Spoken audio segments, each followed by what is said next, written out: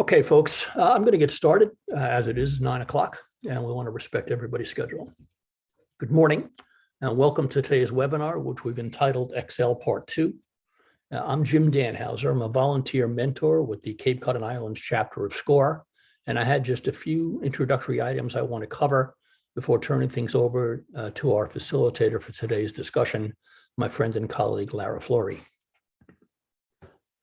You see listed on this slide the organizations that provide assistance to us in presenting this webinar. We're supported by the Cape Cod Chamber of Commerce, as well as the Chambers of Commerce located in towns throughout Cape Cod and on the islands, and the Community Development Partnership located in Eastham. And as always, we're very grateful to each of these organizations for their ongoing support of our educational efforts. For those of you who are not familiar with SCORE, we are a fully volunteer nonprofit organization and a resource partner of the U.S. Small Business Administration. SCORE's mission is to foster vibrant small business communities through mentoring and education. SCORE has been pursuing this mission since its founding in 1964 by offering educational opportunities like this webinar and by providing mentoring assistance to people who are in business or who are thinking about starting a business.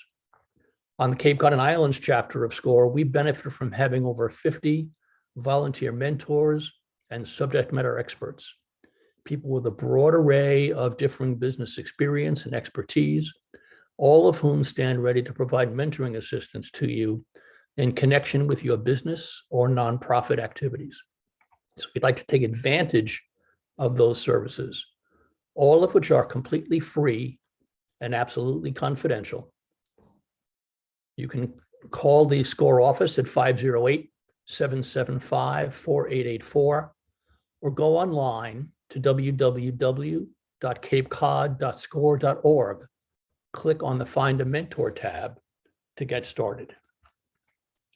I also recognize that many of you are located in geographic areas served by other SCORE chapters in our district. That's a district that covers the entirety of Massachusetts and Rhode Island. Each chapter in the district similarly has a significant number of volunteer mentors and subject matter experts ready to provide mentoring assistance to you.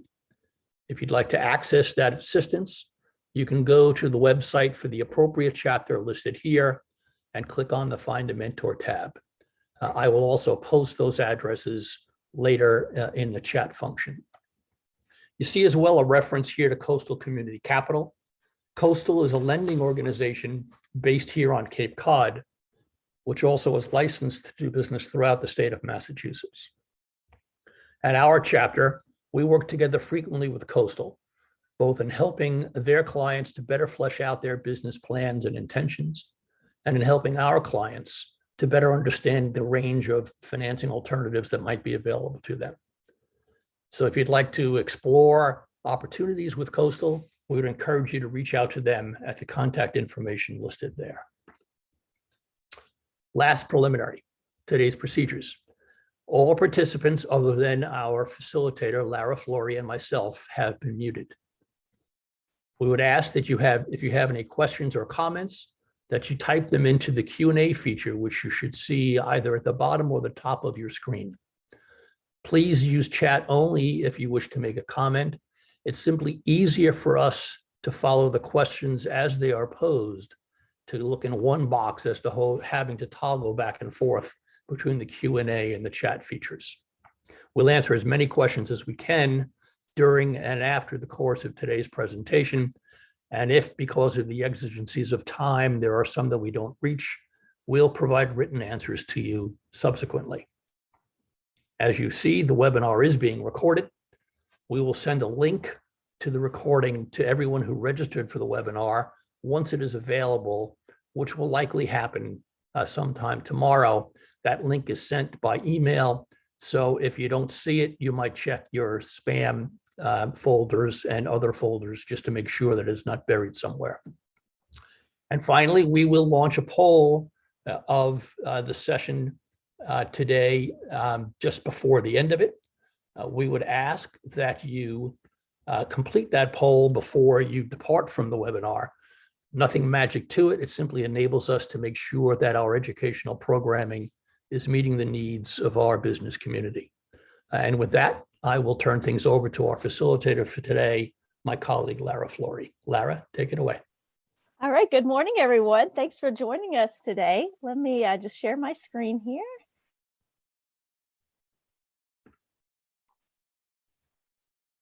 Okay, so Jim, can you just confirm, can you see my agenda?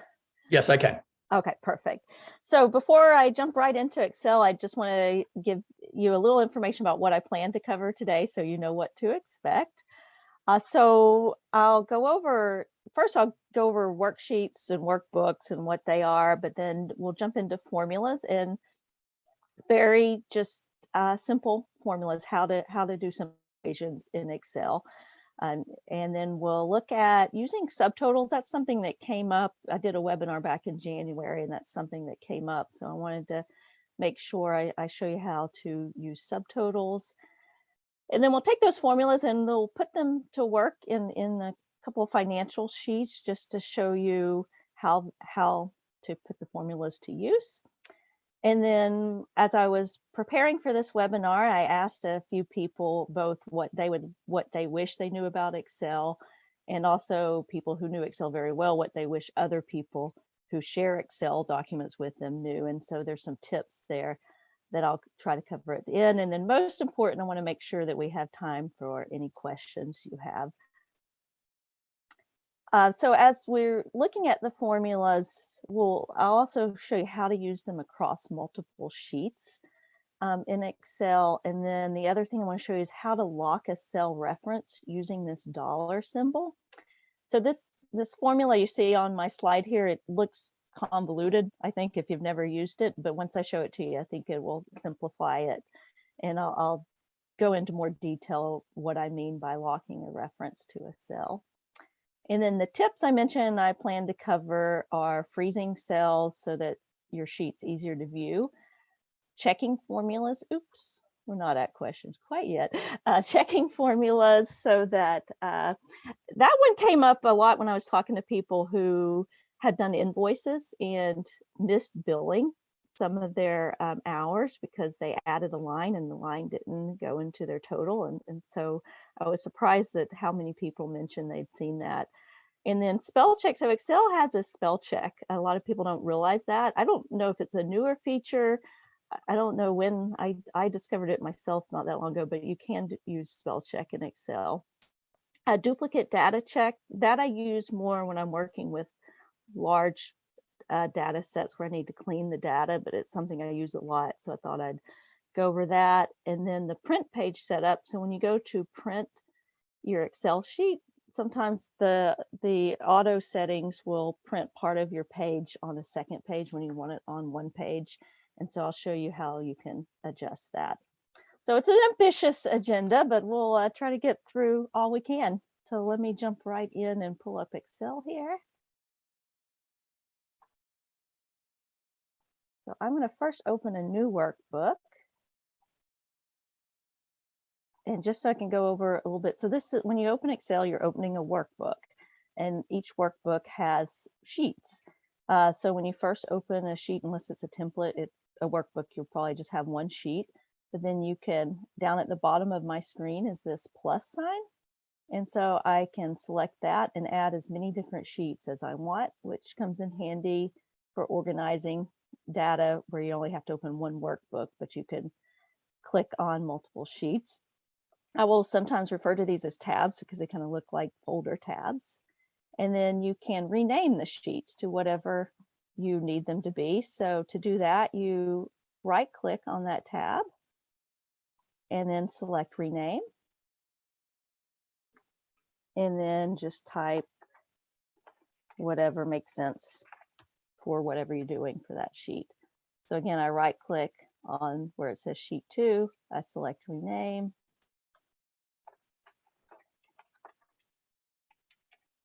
And then the other thing I like to do just to make it easier to view is you can change the tab color as well. So same thing, I right click and then I go to where it says tab color. and then just select whatever color makes sense. So right click, tab color, select the color. So that's just a brief overview of what I refer to a workbook or a worksheet. And so now let's jump right into formulas. Any questions before I move on to that? Okay, so jumping in here.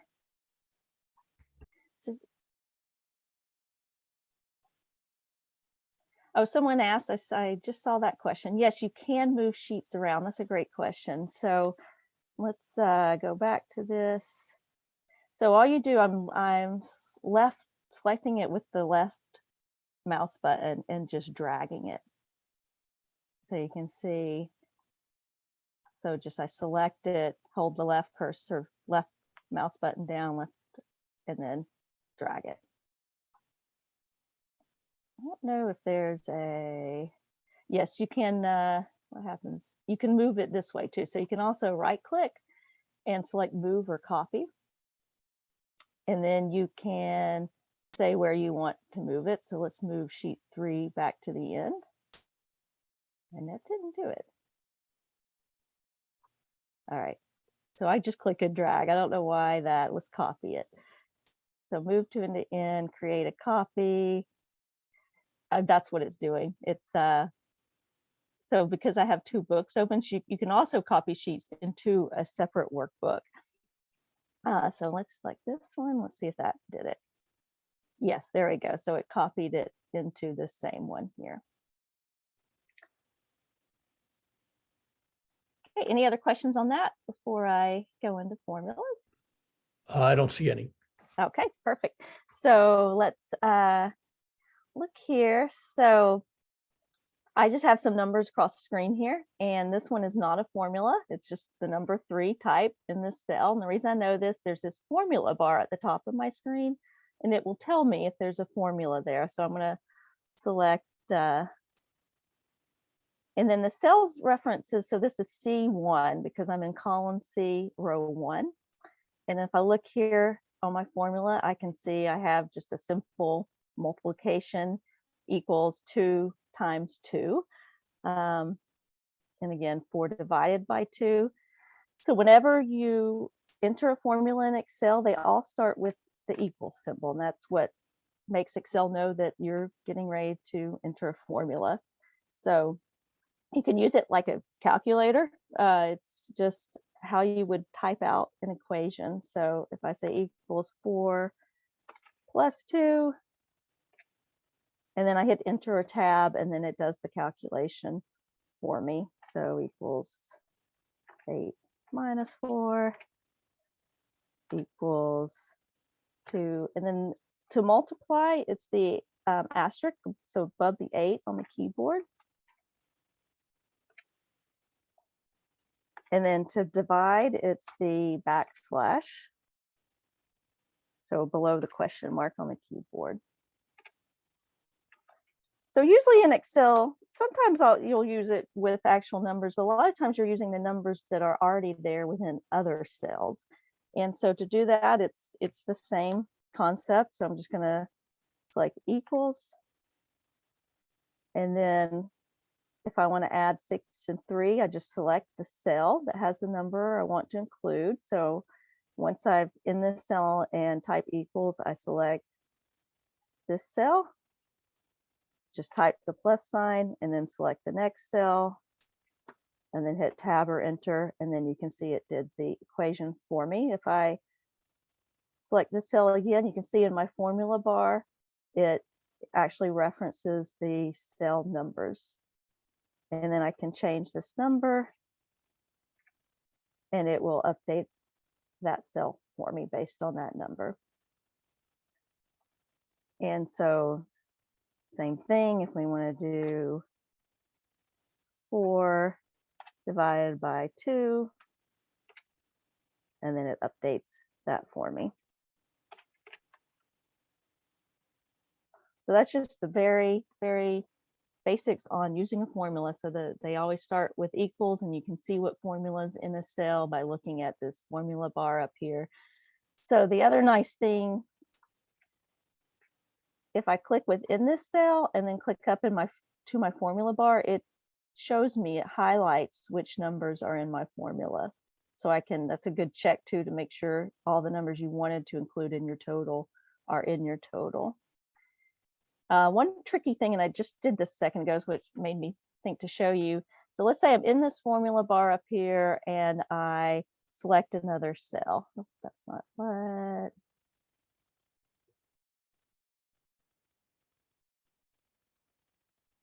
Let me go up here, let me do plus. Now I can't do it again. But what I wanted to tell you, so let's try it here. Let's say you start typing a formula, select a cell, and you didn't mean to do that. Just hit escape and it takes it out. So I'm just hitting escape on the keyboard. Okay, so I'm going to jump from the formulas to show you subtotals, and then we'll go back and look more in depth in the formulas. But before I jump over to subtotals, are there any questions?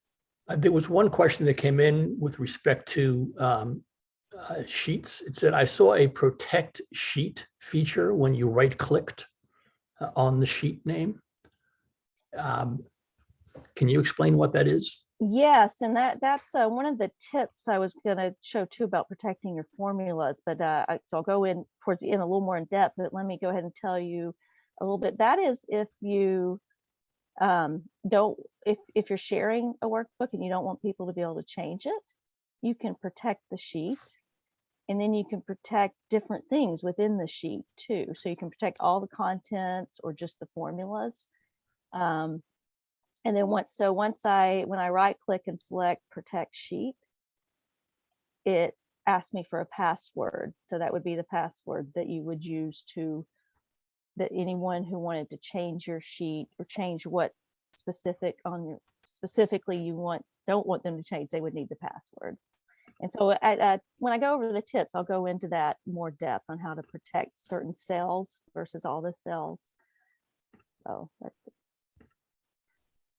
Okay. Anything else? No, that's it for now. Okay. So subtotals, and honestly, I don't use subtotals a lot. I do more data analysis. I don't do so much with finance, but they're very handy to know how to do. So I have here, and like I said, they came up in the last webinar I did, so I wanted to make sure I showed you how to use them. So here's a sample, let's say, inventory list. So let's say someone is selling collegiate apparel, and this is their inventory, and they have so many items for each team. Before I go over the subtotal, let me just let's use the formulas that we use here. So let's say we used in the last section. Let's say we want total value. So one of the things that happens a lot in Excel, you'll see how my column's not wide enough to fit this. So to drag it, so whenever my cursor is set to select a cell, you'll see this open, and I actually put in an icon here so it's easier to see, but it's an open, kind of open plus symbol. And then once I scroll up once I see it change to a line with two arrows, I know I can drag my cell to fit that. I can also, instead of dragging it, I can double click, and Excel will fit it how it can. Fit it the best it can, I guess. So you can also move, like I can center this in the column as well. Up here, I'm on the home menu and under alignment. And so I can align the text to the right, to the left, or to the center. And so let's go ahead and use some of the formulas we learned, and then I'll jump into subtotal. So I'm going to say equals. So I want to know the total value of all the socks I have for the University of Alabama in my inventory. So I'm going to say equals 10 times the value per item, so $10. And then I'm going to select tab, so I can see the total value is 100. Now, rather than doing that for each cell, there's two things I can do. I can drag this down. So I have this cell E2 selected. So if I move the cursor to the very bottom corner, you can see it changes to a darker plus sign, and that's when I know I can drag it down. But let's say I have a very long column and I don't want to drag it all the way down. I can also take that and just, once I see the solid plus sign, double click, and it will automatically take it to the bottom, the end of the value. So Excel recognizes the bottom of the rows and it automatically adjusts that formula down. So let's say we want to know the total value for each university where we're selling our items. So I'm going to go to, first thing you want to do, and this one's already sorted, it looks like, but whatever you want to do the subtotals on, you want to make sure it's sorted by that. So let's, to sort, you go to data, sort, and I'm just going to randomly sort by something else so we can change it back so I can show you. Okay, so now our universities are not sorted, but I want to do the subtotals by university. So I'm going to select sort. So again, I'm on the data menu item, I'm selecting sort. In this sort by, I select university because that's what I want to sort by. And then I'm going to sort in alphabetical order, but I could do reverse alphabetical order. And then once I do that, I'm going to select OK. And so now you can see it's sorted the whole list here by the university. So let's go jump into the subtotals. So I'm just going to, I'm on the data tab still, and then I'm going to select subtotal. And so I don't want to sort by description. I don't want to know the value of the stocks. I want to know the value of all the items for the universities. So I'm going to change that to university. So that's telling me every time the university changes on this list, it will give me another subtotal. And I want the subtotal to be the total value. So that's where I select this item here as the total value. This replace current subtotals does not matter because I don't have any other subtotals in this, so I could uncheck it or leave it checked. It's not going to make a difference. And then I want the summary below the data, so I'm going to select OK. And so now you can see I now have the total value of all the items for the University of Alabama, the total value for the items from Georgia, etc., and then the grand total. So what it does is it puts it in level. So we're on level 3, which shows us everything. If we just wanted to see the subtotals, so you can see there's 3 numbers up here, 1, 2, 3. I can select 2, and that just gives me the subtotals with the grand total. And then if I select 1, that just gives me the grand total of all the items. And then if you want to add items, add lines, I recommend removing the subtotal and then just adding it back once you add the different items to your list. So to remove the subtotal, again, I'm still on that data menu, I'm going to go back to subtotal, and I'm just going to select remove all, and then we have my original list back here. Okay, so that's subtotals very briefly. So any questions on that? The only question that came in was, is this in a table? It is not, and that is a great question because you cannot use subtotals within a table. Let's look at if we change this to a table. So it's formatted kind of like a table, but I did that manually. But let's insert table. So now this is in a table, which allows you to sort a little easier. But if I go back to data, you can see subtotal is not selectable. So subtotals will not work within a table. Okay. Yeah.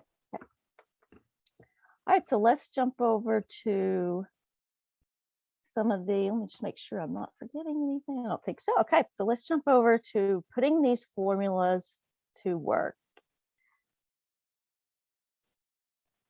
So here I have just a sample. Let's say this is a consultant that gets paid $8 an hour, and this person has kind of estimated how many hours they want to work a week, and then they've estimated their monthly cost.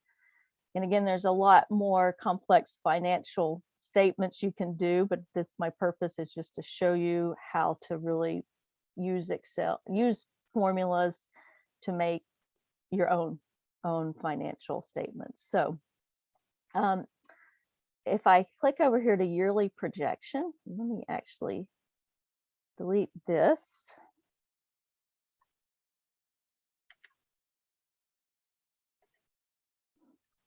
Okay, so this is where I've taken the income and expense here and transferred it over to a yearly projected profit by month.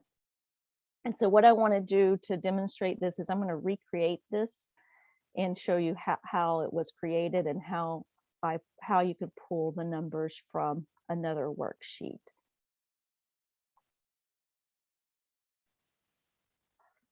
So instead of month 1, let's just do the actual month. So we're in March now. So I'm gonna go ahead and type March. We're almost out of March, which is goes by too fast.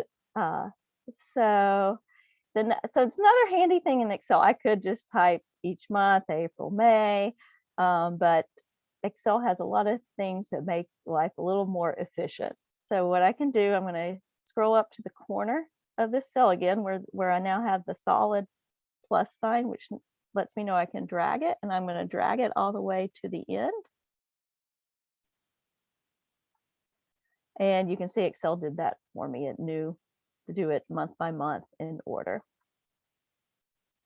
And then let's go ahead and format this so we know. I'm going to add a line between just so it makes it easier for you to see. So I'm going to select row 8. I'm going to right click and I'm going to select insert, and it inserts a line for me. And then I'm going to highlight these cells and I'm going to go up here. I'm on the home menu item, and let's just make them a different color so we know which table we're in. So we'll select that. And then let's do the weeks worked, the revenue,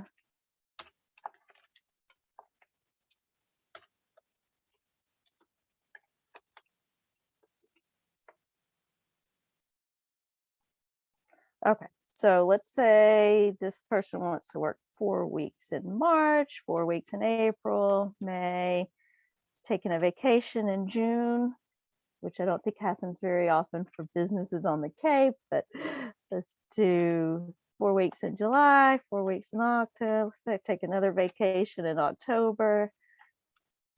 And let's take the month of February off. So then let's pull in our revenue from the other sheet. So I'm going to use a formula. So I'm going to put in the equals symbol again. And then I'm going to select the sheet where I want to pull that information from. So right now I'm on the yearly projection tab, and I want to select the income and expense tab. So I'm going to select that. And you can see in my formula bar, Excel recognized that I went to different sheets. So it actually included the sheet name here. I didn't have to type that. And then I'm going to select that weekly income amount. And then again, you can hit tab or you can hit enter. And when I do that, it takes me back to my original sheet. The formula is there. And so again, I didn't have to type it. It just, that's the sheet name. And that exclamation mark references that it's pulling it from another sheet. So now that's my weekly, but I want to indicate what it will be for 4 weeks. So within this formula bar here, I'm going to type the multiplication symbol, and then I'm going to select the number of weeks to work. So for B11, hit tab, and then it automatically does that calculation for me. Now here's where it gets tricky. So Excel is smart, but sometimes you have to outsmart it. So let's say we want to drag that formula all the way across. Let's see what happens. So we can see that's not right. So why didn't it pull in a dollar amount? Because normally you can drag formulas across. So what it does is it's automatically looking for the next cell, which in the case of weeks work, that's C11. So that's C11, which is what we want. But this G9, if we go back to our income expenses, that's this cell, this empty cell. So it automatically moves each time I drag it, but you can tell it not to. And so let's go back to that formula here. And so all I have to do to tell it not to is right before the cell reference, I'm just going to put the $sign. And again, in this case, it does not refer to currency. It's just telling Excel, don't move that cell reference when I drag the formula. So let's see if that worked. So in this case, we want the cell B11 to move. So I'm not going to put a $sign before that, just before the F9. So if I drag it, perfect. So we can see in our month where there's only 2 weeks, it adjusted for that, and it carried in that amount from F9 from the other sheet. And then let's do the same thing with our fixed cost.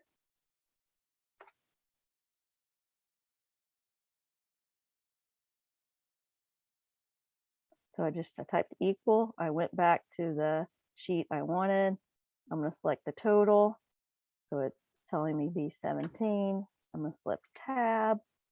In this case, I'm saying they're fixed costs. They're not going to change every month. So I want to keep that amount. I'm going to select the $symbol, hit tab. And now I'm just going to drag this across. And it should be the same number all the way across, which it is. And then let's do the profit loss calculation. So I'm going to just format this. I'm going to put a double line just to indicate I'm doing a formula here below this. So I selected the cells that I want to put a border around, and then I'm still on this home menu. And then in this font section here, you can see there's like probably hard to see on your screen. It's kind of small, but it's a grid. And so I'm just going to select this, and I'm going to select the border I want, which is a bottom double border. And then I have that. And then I can just say equals the revenue minus the fixed cost, tab.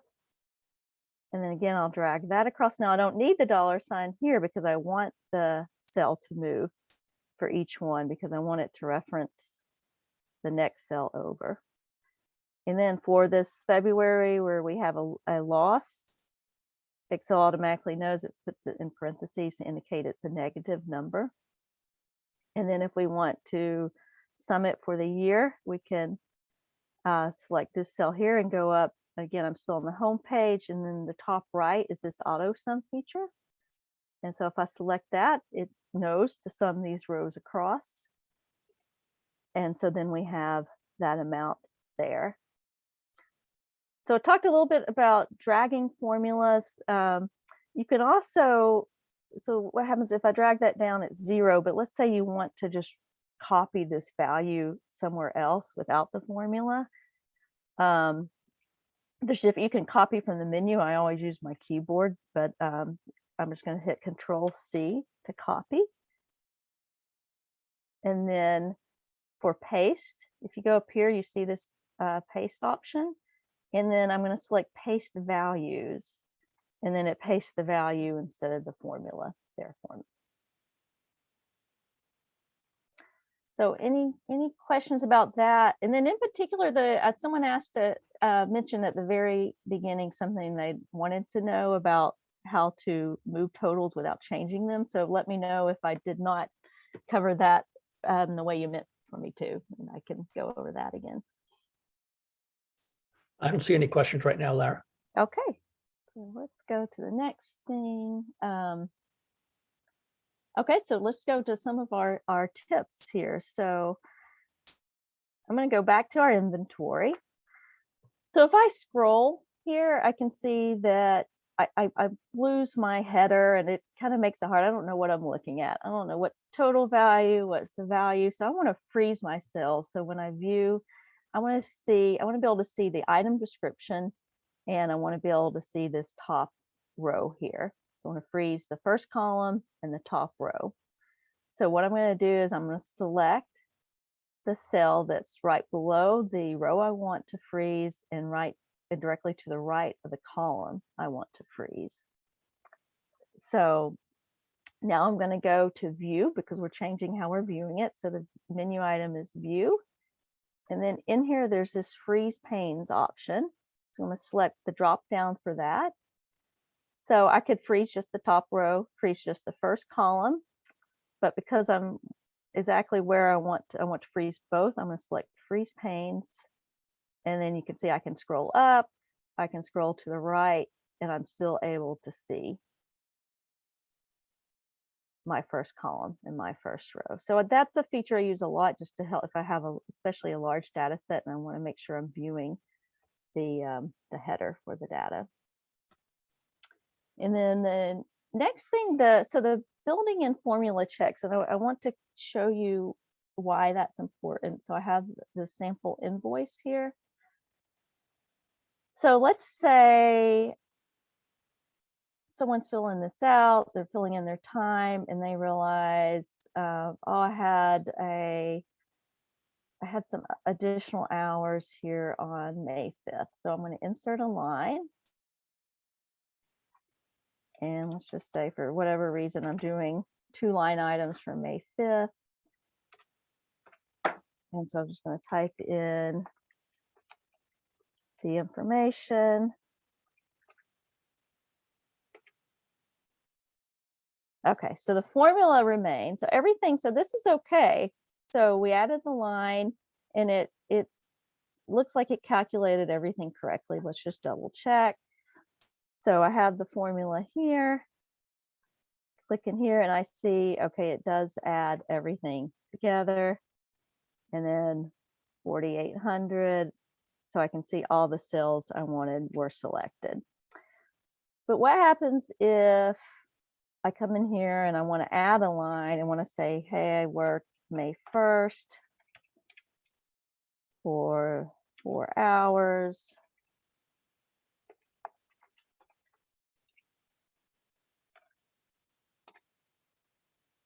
At a rate of $100, and the formula is not in here, so I'm just going to type it instead of put the formula.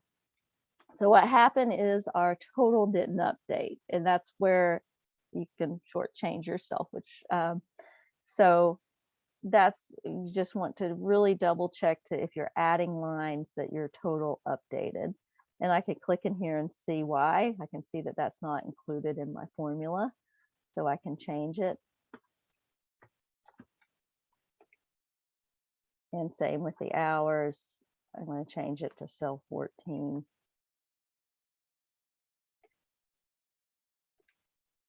And so I can see now it's correct. And sometimes too, depending on what I'm doing, I will actually do a formula manually just to make sure. And actually, let's do kind of a second just to make sure that the hours, that everything's correct. So I know that's not right.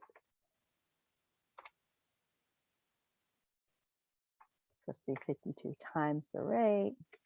Then we got our 50, and then I'll just delete that before I send the invoice. So just kind of to double check, especially if you're newer to Excel, just to make sure everything is lining up correctly. And then another thing, let's say you want to send this template to someone else to record their hours for you. And let's say they changed this to, they actually work 2 hours. And you can see because this wasn't a formula, it didn't change that amount. Whereas on the other ones, there's a formula, so it would have. So I'm going to actually add this as a formula, equals 2 times. So what you can do to kind of help avoid that, someone typing over a formula or you yourself accidentally typing over a formula, I've done that, is you can lock these, you can protect these cells. So I'm going to highlight all the cells I want to protect. And then I'm going to, on my keyboard, I'm going to hold down the control button. I think it's probably command on a Mac to select. You can also select multiple cells. So those are all my cells that have formulas that I want to protect. So now I'm going to right click in one of those cells, and I'm going to select Format Cells. I'm going to select Protection, and I'm going to lock those cells. Now there's a warning here that's important. Locking cells or hiding formulas has no effect until you protect the worksheet. So I'm going to select OK. Again, I could still type over this because I didn't protect the worksheet yet. So I'm just going to go home and undo. And so now I'm going to go to review. And you can also, it looks like someone noticed when we were doing the worksheets, you can also right click and do protect sheet. If we say protect sheet, so allow users to, so this, the way it's set up now, our users can still select unlocked cells, but they won't be able to select the locked cells.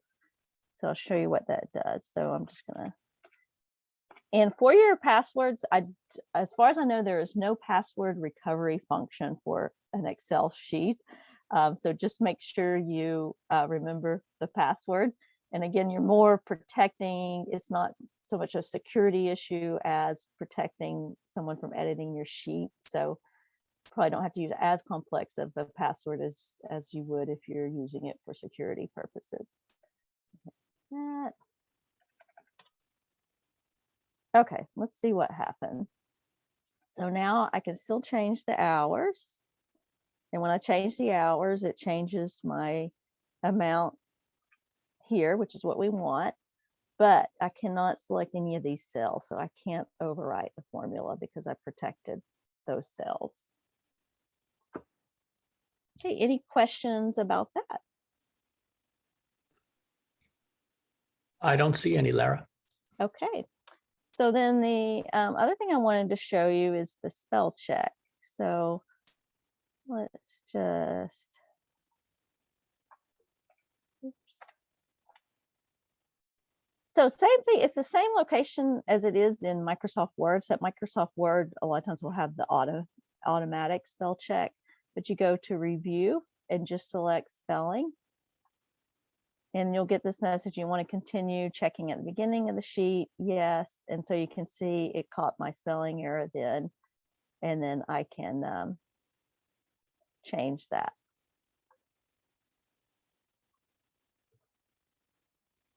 So that's just to make you aware that there is under the review tab a spell check feature that you can do spell checking for your sheets. And the other thing I mentioned, the checking for duplicates, again, is a little bit more useful if you have a long data set. But let's say I didn't want more than one university listed per item. Let's say I wanted to see how many, I want to make sure I only had one. So what I could do is highlight the row where I want to see if I have any duplicates. And then I'm going to go to my home menu item.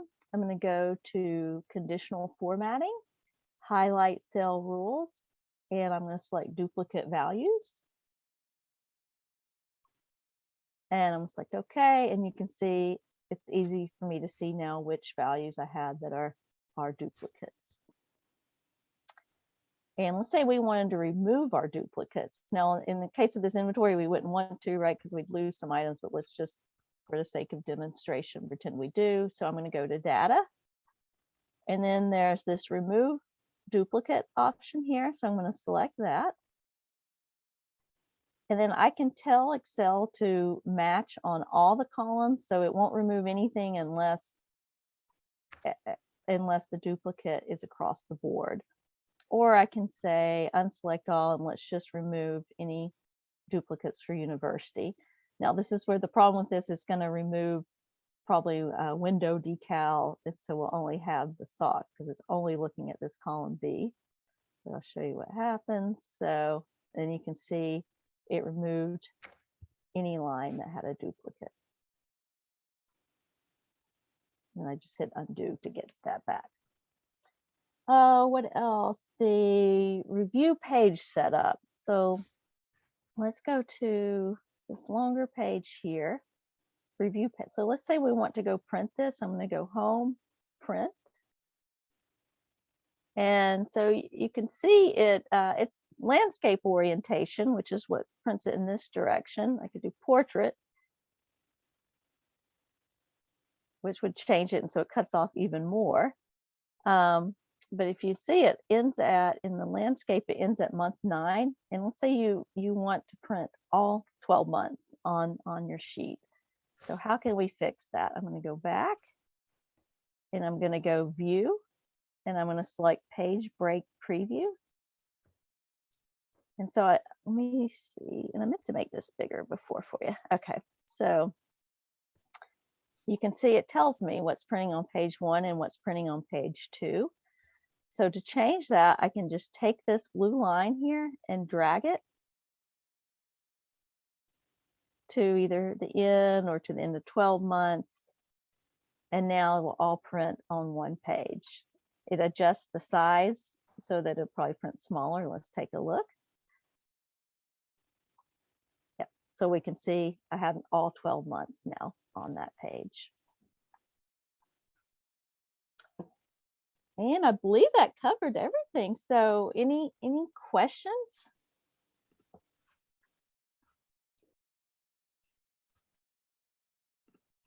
Anything? We're a little bit early. We're not quite to an hour. So anything you'd like to learn that I didn't cover that I might be able to show you?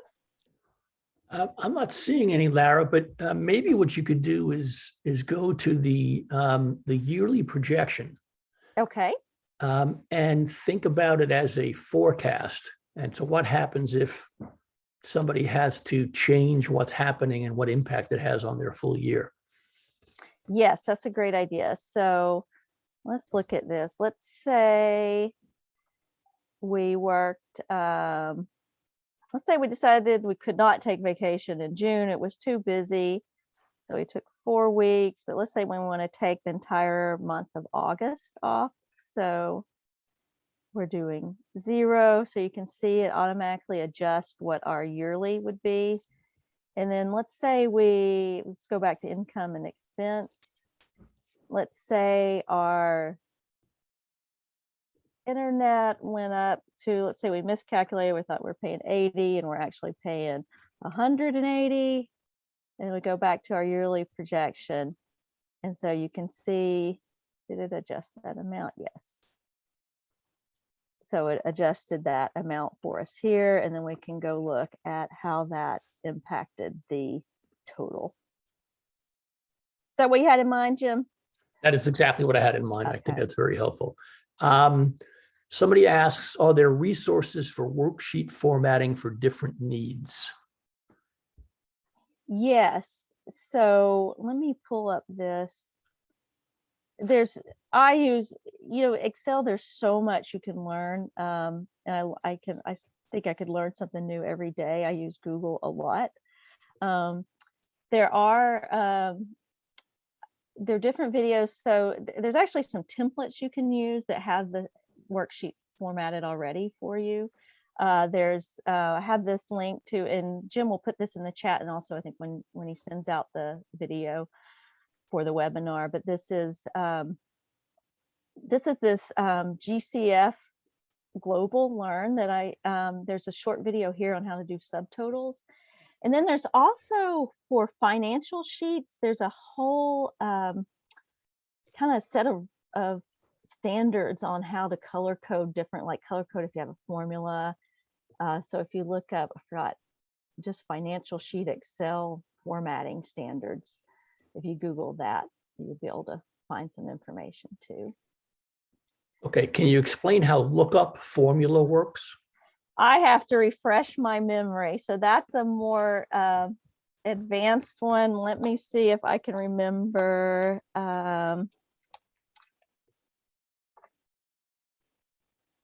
So I use VLOOKUP where you look up a value. So I don't know that I can on this one. I would have to refresh my memory. Let me see if we go to help just to see if it gives us a quick overview.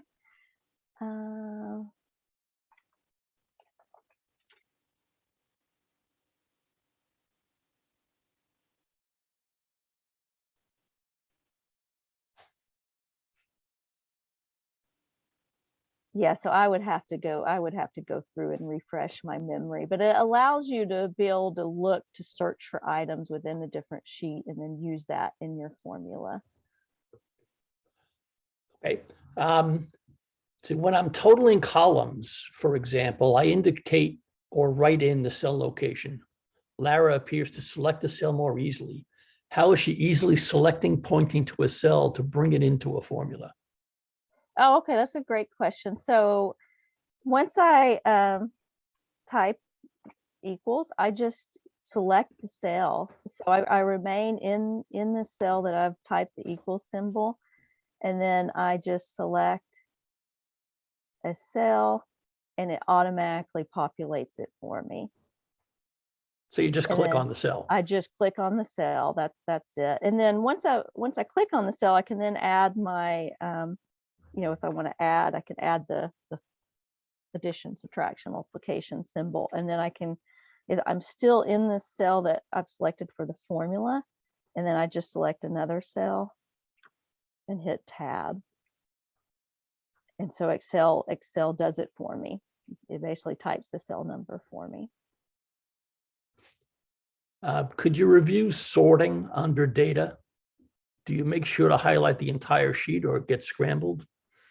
Yes, so it can. So and that has been something I've experienced. So let's go back and let's sort by description here.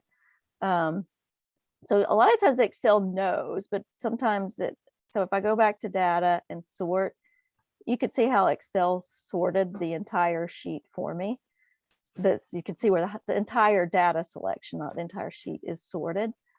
Let's see if we can kind of make it go wrong to demonstrate how that happens. So if for some reason, if I had the column selected and I hit sort, so we want Alabama has 10 and 25. So I get a warning error that says it found data next to my selection. Since you have not selected this data, it will not be sorted. So if I were to ignore that and just say continue, and then it's going to mess the whole inventory up, right? Because it's going to sort by quantity, but the quantities aren't going to line up with the university. So let me go back to undo. So typically when you go to data and sort, Excel kind of recognizes what fields have data in that you want to sort. In this case, I'm saying it has a header row. If I uncheck that and hit sort, then it's going to actually sort my header row, which we don't want, right? So let me go back to undo. So again, data, sort. So sometimes it won't recognize that there's a header and you have to indicate. In my case, it automatically did. But yeah, and then if I just select these items and hit sort, it's recognizing this top one, is seeing that as a header row. If I uncheck that and sort by column B, let's do Z to A. You can see where it didn't sort that one I didn't have selected. So yeah, that is something. Usually Excel will kind of, when you go to the sort, it'll recognize the table you want to sort, but if it doesn't, you can manually select what the data you want to sort. But you do have to be careful that you have to be careful that everything is selected so that it sorts correctly. Okay, someone said they want to learn how to add total columns for multiple lookups. Total columns for multiple lookups. So I'm not sure. Donna, maybe you could expand a little bit on your question in the Q&A. And as she might be doing that, Someone asks, if I'm doing my budgeting, how do I have amount of expenses to have a negative sign before the numbers? Oh, okay. So let's look at that. So you're doing your budgeting, and let me pull up that question so I can read it. How It's do I in the have the number? Q&A. Okay. So you can see here the Excel automatically formatted to have the parentheses to indicate it's negative. How do you can manually say, let's say, I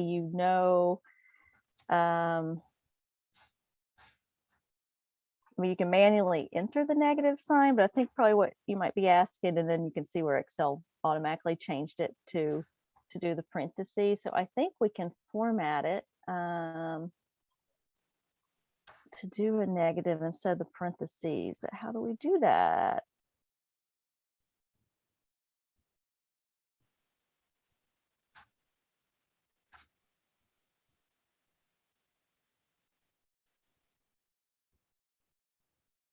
Here we go. Okay, so if you right click the cell where you might have the negative number, and select format cells, and then select number, or would this work with currency? Yeah, it works with currency as well. And then you can select whether you want it to show the negative symbol or whether you want to show it's negative by appearing in red font. So if I change that now you can see it shows it as the negative instead of the parentheses. So we got some clarification on that other question. Was if I have two VLOOKUPs beside each other and I am adding the total columns, I can't copy or drag them. Two VLOOKUPs beside each other, adding the total columns, can't copy or drag them.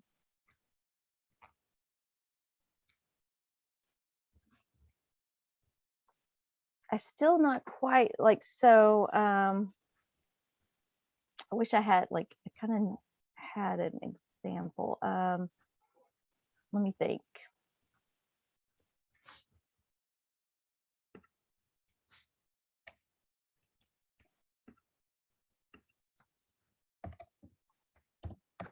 I think for that one, I would really need to refresh my own skills on VLOOKUP. I just haven't used VLOOKUP for some time. I do know some of the tips, that dollar symbol will freeze the cell so you can drag it so it doesn't move. You can also, if you want to copy, yeah, I'm sorry, I'm not sure how to answer that one. That's fine. I have just put my email address in the chat. So if anybody has any follow-up questions, feel free to email me and I will get the information to Lara. And we will try to get an answer to this VLOOKUP question in the next couple of days, if possible, and send that out in writing to people. Yeah, definitely, because that's something I'd like to refresh my memory on anyway. So sure. How do I know when to choose accounting or number or currency from my numbers? It's really what you want to do. So it kind of is how the cell format. So let's look at the different ones. So I have this cell B5 selected here. So the accounting is the dollar sign is to the left. So if I change it to currency, it just formats the cell a little bit differently. If I change it to number, it takes out the dollar sign. So for me, between accounting and currency, it's a matter of how I want it to appear. I think accounting makes it easier to kind of see the numbers lined up in the columns. And you can do that for the whole chart in one fell swoop, as opposed to trying to do it cell by cell by cell. Yes, that is a good point. That's true.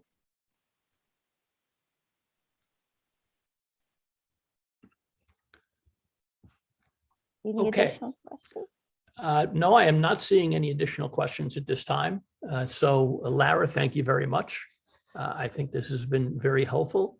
Again, we will send out a link to the recording to everyone who registered for the session, because I know we covered a lot of very specific information, and so you may want to refer back to that from time to time as you may wish. And again, my email address was in the chat, so feel free to follow up with any additional questions that you might have as well. Lara, thanks very much. Go ahead. Sorry, Jim, I just want to say on those questions too, if you can provide a specific example, that really helps. The more specifics you can give me, the easier it'll be for me to get the answer to your question. Somebody just asked, which version of Excel do you use? Oh, so I have two different versions actually, because I have one for work stuff and then one on my personal account, but it's the newest Office 365, and I use the desktop version versus the cloud-based version. Usually they are interchangeable, but I find the desktop, the menu items are easier to access for me. Just the setup, I like the setup better. I don't really know that it's that different though. So oh, we had a last minute question come in. Can you explain this formula equals J475? I'm assuming J is a column reference. I would assume J is the column, and then 475 is the cell reference. So if I were to, for example, if I just put equals here and select L13, it's just going to pull that number directly from that cell. So it's just pulling whatever's in that cell into another cell. Okay. Well, thanks everybody for your time and attention. And thank you very much, Lara. This has been very helpful to people. And we will, again, we'll send out the link to the recording probably some point in time tomorrow. Thank you. So thanks very much, everybody. Thank you. Bye, everyone.